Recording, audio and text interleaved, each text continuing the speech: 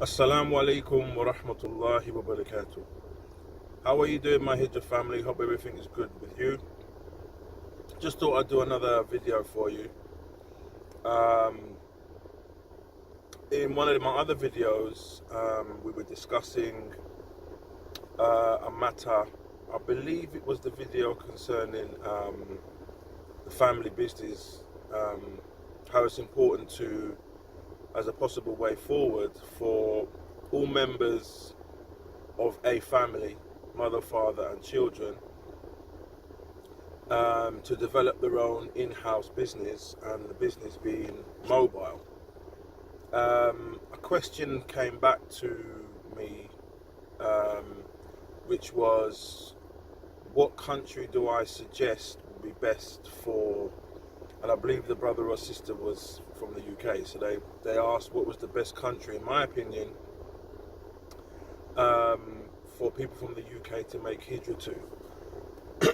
Now, I don't think anybody can answer that question specifically. Like, I wouldn't, alright, the top of my list right now at the moment for anybody to make Hijrah to, in my humble opinion, would be Malaysia. But that's based upon my experiences, what I value, what standard of living that I would like to keep myself at, the opportunities and the infrastructure. So I would recommend that to anybody, whether you're from UK, US or Mars, in fact, that Malaysia, in my opinion, in my humble opinion, would be the best place, based upon it ticked all the boxes for me personally.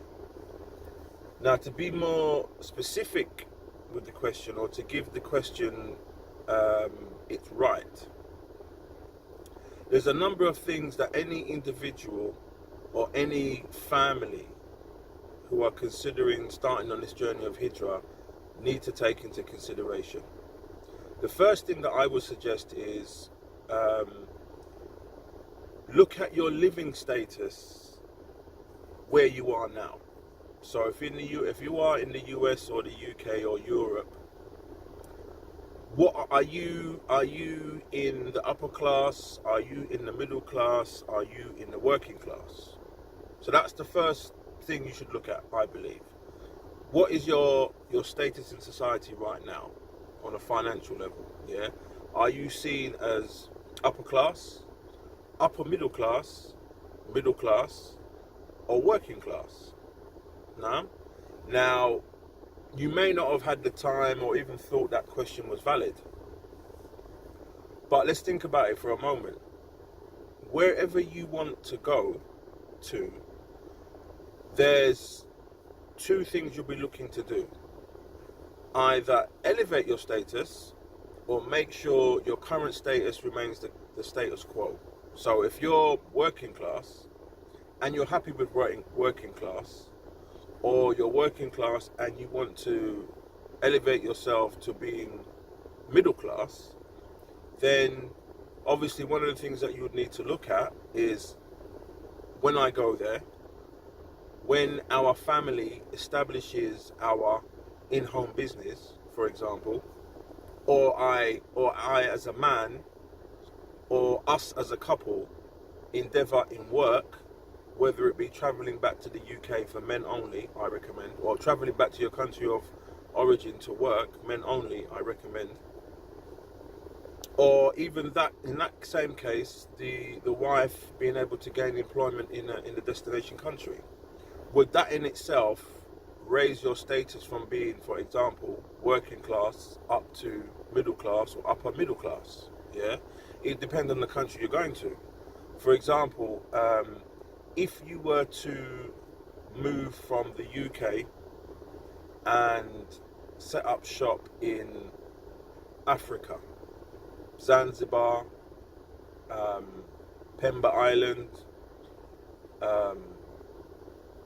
Uganda, any one of those African countries, if you're able to stabilize your income from your destination, from your country of origin, yeah, and you're able to stabilize income you can find yourself very quickly elevating your status from working class to maybe upper middle class because of the value of your currency from which you came. Yeah. If you wanted to go to the Emirates, for example, yeah, Emirates is costly. It's dough. It's money. Yeah. So if you are in the UK, US, or in Europe, and you see yourself as being, let's say, upper middle class, yeah,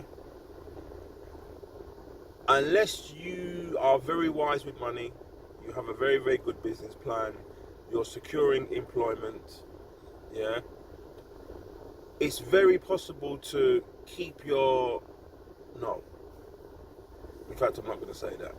I would say from upper middle class, you will probably decrease your status to middle class, even working class.